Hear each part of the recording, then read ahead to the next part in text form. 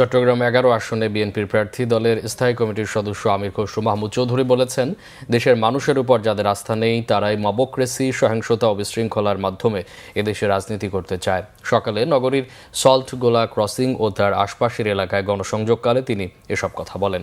আমির খসরু বলেন, একটি গোষ্ঠী প্রথম থেকেই নির্বাচন বানচালে ষড়যন্ত্র করে আসছে, কিন্তু জনগণ নির্বাচনের মধ্যে ঢুকে পড়েছে।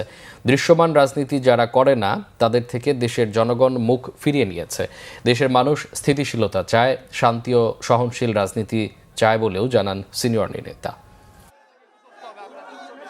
আমরা যখন গণতন্ত্রের পথে চলছি, গণতন্ত্রের বিরোধী একটা শক্তি তো আছে বাংলাদেশে, যারা জনগণের উপর আস্থা নেই, জনগণেরও তাদের উপর আস্থা নাই। সুতরাং তাদের রাজনীতি ভিন্ন পথে চলে।